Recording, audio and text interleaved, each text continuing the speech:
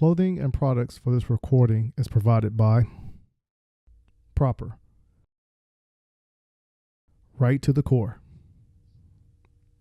Walther Arms, giving you the most powerful deal on the planet, Venture Gear Tactical, whatever your mission, they protect your eyes and ears, The Gun Cleaners, increased safety, improved accuracy, and firearm longevity, Primary Arms, be on target.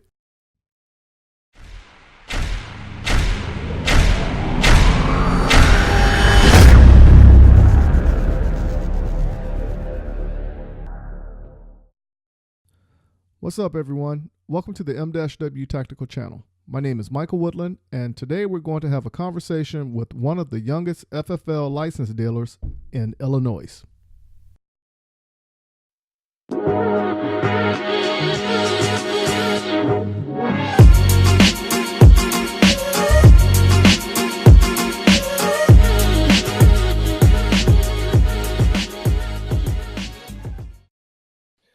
All right, good people, we are back at it again, and I have somebody I met when I was in Indiana, and I think this person is going to have a very, very interesting story to tell. When I first met him and the way he was introduced to me, I was more like, I don't even want to talk to you right now. I want to save it for an interview if you're open for it. He obliged and said yes, he was up for it. So we have him here today. This young man, I'm going to let him introduce himself, but the only thing I'm going to say is he is the youngest FFL in Illinois, and he's black. So that enough should tell you that this is going to be an interesting story. Michael, go ahead and introduce yourself and tell us how you're doing. How you guys doing? I'm Michael Waller, Senior. I'm the owner of MJ's Firearms. I'm an FFL dealer here in Illinois. I was the first African-American under the age of 25 to obtain an FFL license. Also the first employee for the first African-American AR-15 manufacturer company in the United States. So, business has been great. I appreciate you, Michael, giving me the opportunity just to even, talk on your show. It's humbling, I definitely appreciate that. And it was very nice meeting you too in Indiana. Oh yeah, it was a pleasure meeting you. And like I said, when it was introduced to me, I was like, yo, I need to talk to this guy. Right. And then when they brought you over to me, that's when I told you that, like, yo, I don't even want to know your story, your background, or anything. I want you to save it because I want it to be genuine. And I don't want anything or anyone to think that anything was scripted, Sure. Yeah. So now, starting it off from the beginning of your journey of getting your FFL, what prompted you to go that route? Well, I always wanted to own my own business. When I started working in the firearm industry when I was 18 years old. I started off as an armor, and I was working for the AR-15 manufacturer company called Civilian Force Arms, and I was their lead armor there. I was their first employee also, and the moment I started there, I knew, even at a young age, I knew I wanted to have my own business. I wanted to be my own boss. I wanted to have, my own shop. And through that time period, I took the time to learn and get familiar with the firearms and get familiar, learn how they work first, learn the safe everything, and learn how the business in the industry works. So I just took the time, just being, just a new guy on the block, not a young kid. Nobody really wanted to, give me the chance at first. But when I got hired by that company at just such a young age, I just took the time and, learned the industry. Those 4 years, I've been to SHOT Show. I've been to all these different shows, met a lot of people, some of the, most famous people in the gun industry. And just decided to go ahead and go through. After 4.5 years, the company kind of took a backwards turn, and I figured that was probably my opportunity now to go on and start my own business and get my own FFL. So I started the process about 6 months And yeah, that's kind of where I'm at now, as far as in. Okay, so let me ask you this one then. So you said you started as an armor at the age of 18. Yeah. Now, what prompted you to say, okay, I want to get into firearms at such a young age? Because when I turned 18, I was more like basketball and then I went into the military. So, how did that come into play with you? Because obviously, you starting your own business, that already tells me like your household, your mom, your dad, or somebody Mhm. drove you to be independent like that. But what gave you that spark to say, okay, I want to be an armor, but then you turned around and made it a business? Well, how I got started, kind of, I was in college and I went to play basketball. I was a huge basketball, player, and I loved it to death. But you met me; I ain't that tall, 6 foot tall, so that didn't last that long. I was in college. I was at Woodland Community College out here in Illinois, and I had ended up finding out from my girlfriend that she was pregnant, and I had my son, which is MJ. That's how I came up with the company name, MJ's Firearms, named after my son. I in college, and I realized, that, hey, I gotta provide for my son. I gotta be there for him. It's not paying the bills right now. It's not. I can't really provide for him if I'm spending full time at school. So I ended up dropping out of college, and then I went into started gunsmithing school. It's a company called AGI. It's a home, kind of study school, and it teaches you about firearms safety and you know gunsmithing. And ended up getting certified in building AR-15s, and found out from a guy. I went to a gun shop out in Plano, Illinois, and I bought my first rifle. I was only 18 years old. Just got my FOI card in Illinois. We got to have what's called a FOI card. It's crappy, but we got to have a FOI card here, FOID card. And went and got my FOI card first, and then I went to the gun store and bought an AR-15. Come to find out, this AR-15 was built by a local gunsmith who ended up starting the company, Civilian Force Arms.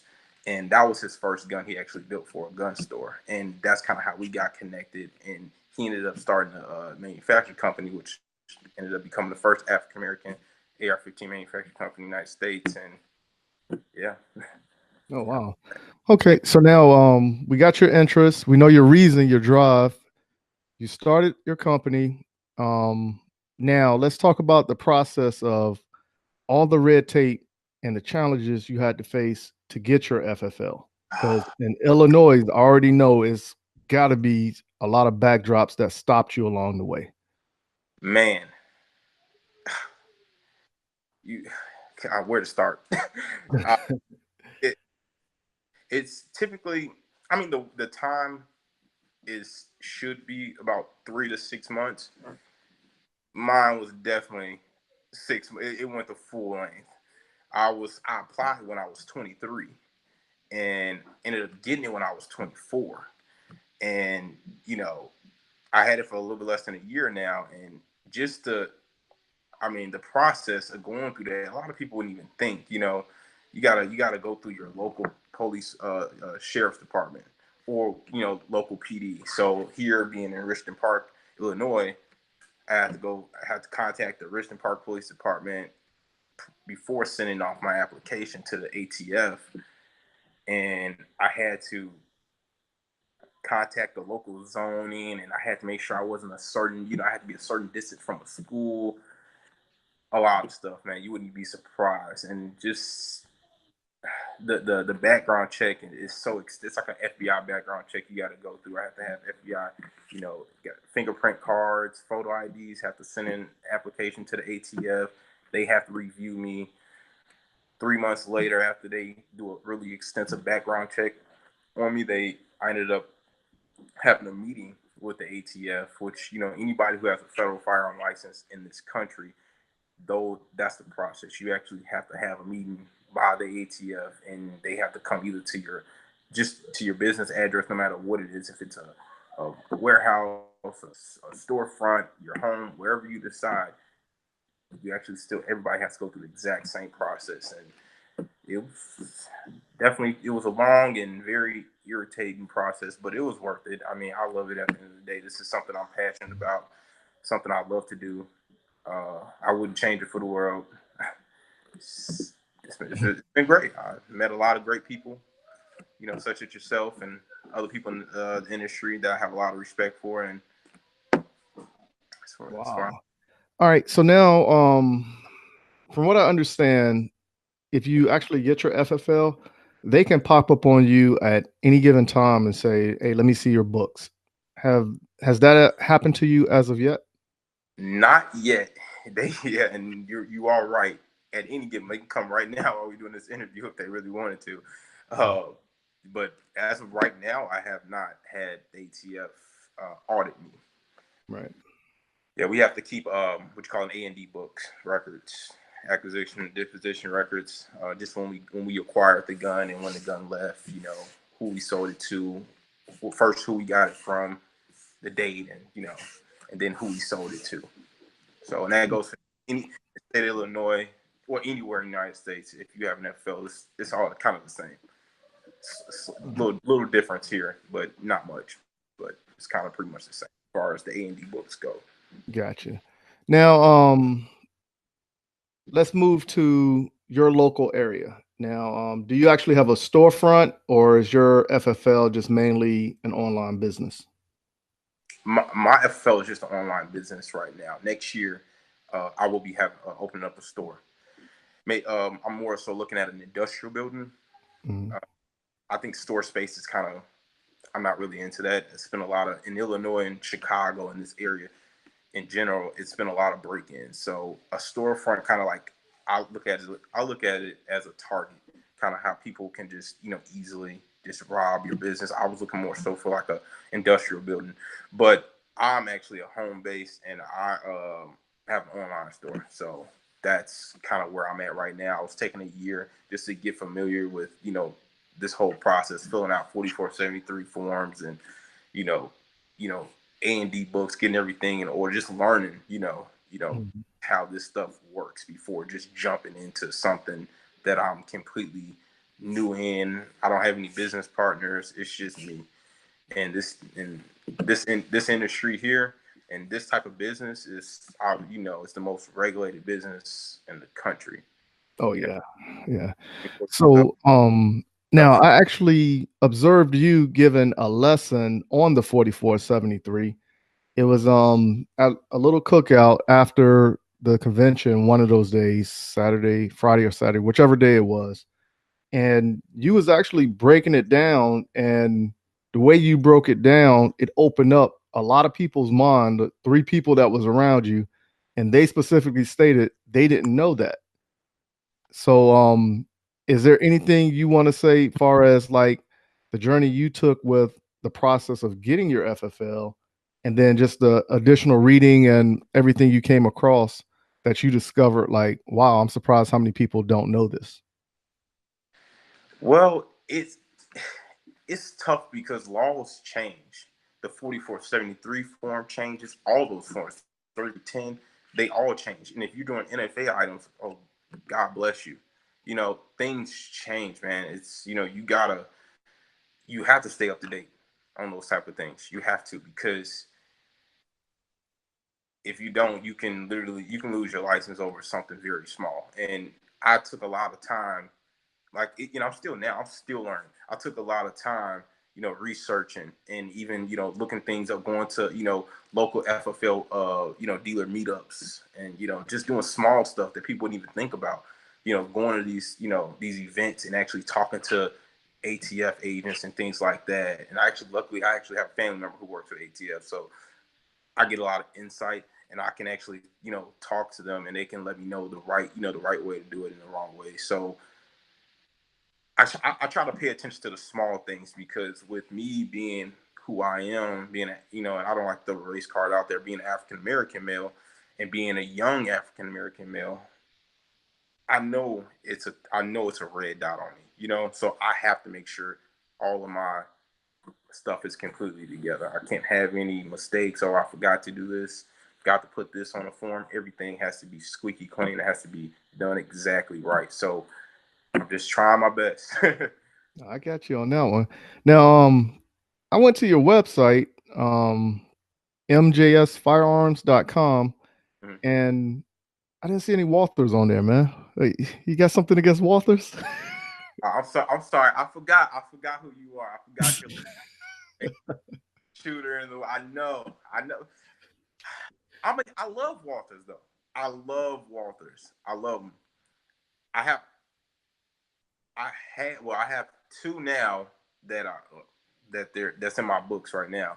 That I'm a bunch of customers, they love them. I mean, I have two now in stock, but I don't own any myself, but I know they're great guns. I probably gonna get one since I'm talking to you now. I go ahead and do it for you. Hey, I appreciate that. I Yeah. appreciate that. I'm just giving you a hard time on that one. The PPK, the old school, I love, man. Like Mm. that kind of what they're quality guns. You can't. I mean, the Walther's great. Oh I've yeah. never Walther's. So, like I said, now you said you're the only one that's doing everything with your business. So obviously you're handling the books, Yep. you're processing orders. Hmm. Now, did you actually put your website together? No, I didn't put my website together. That's actually ran by a company called Gearfire. Okay, gotcha. Because I was about to say, man, when are you sleeping if you're doing everything like that? I had to. It's I'm up late nights, dude.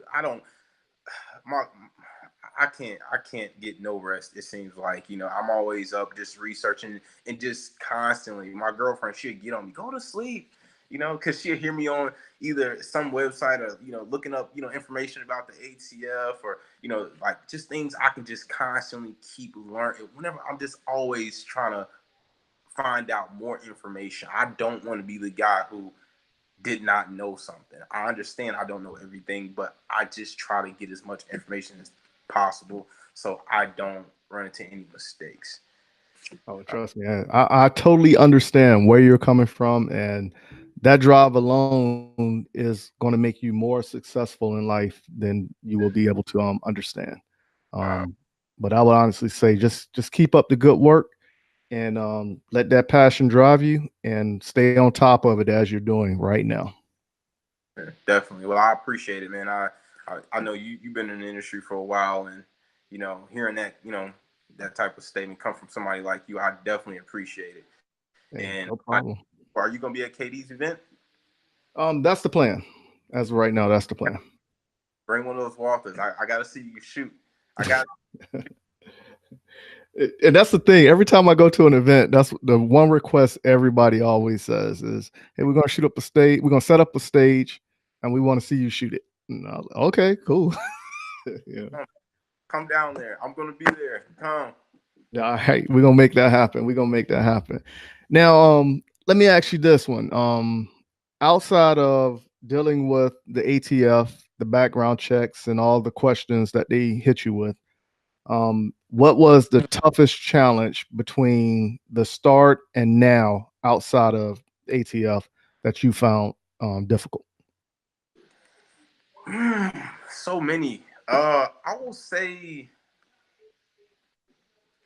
I'll have to say dealing with customers in high crime areas because that is kind of where I'm from. Chicago, Morgan Park to be exactly, the south side of Chicago. I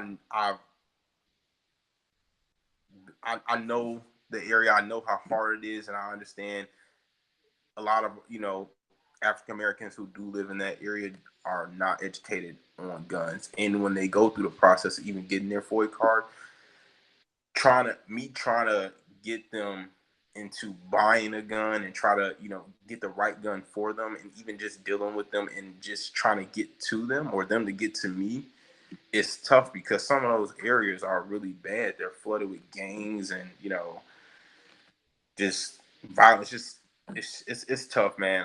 I've been to some of the toughest areas in Chicago. Trying, I have sold guns to people that live in the worst parts, just so they can have the means to protect themselves. I mean, everybody has that right. Second Amendment, is there for all of us. not just, blacks. I mean, not just for whites, blacks, everybody. That's kind of where I push my company, my business on, our firearms united as one. That's my slogan. That's what I push, because it's, all of us, blacks, whites, everybody, all, no matter your religion, anything, I strive on just that, just pushing and, letting people know that, hey, you have that right. And we can own these guns no matter where you live. If you can legally own a gun and you can pass a background check for me, I can sell you a gun. Mm-hmm. That's it right there. So, tell the good people how they can find you, where all they can find you, and the best time to get in touch with you. Oh, well, first, Facebook, MJ's Firearms, LLC.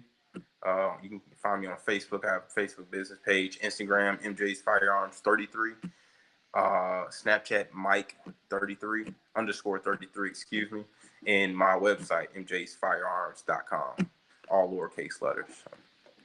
Up in time, Monday through Friday, you can pretty much from 9 to 5. I'm pretty much call me. My number is listed on all that, my email, everything. Good to go. Hey, that's it right there. Once again, this is Michael, the youngest FFL in the state of Illinois, making history and making a change. If anything, go check out his website, mjsfirearms.com, and look at what he has to offer. And hopefully you can do business with him. Once again, I want to thank you, Michael, for coming on. And I'm looking forward to actually chatting with you again in the near future. All right, I appreciate it from you, Mike. It's definitely giving me this opportunity to even speak on your show. It's great. So hopefully I'll see you down there at Katie's event. You can school me. That is it. For those who are looking to contact me, visit m-wtactical.com, but make sure you go to our Instagram and Facebook and search for m-w tactical to find our page so you can follow us there. If you decide to give me a call at 803-250-1256 and I do not answer, please leave a voicemail or a text message, and I promise I will get back to you. Until next time, keep shooting, keep practicing, and have fun.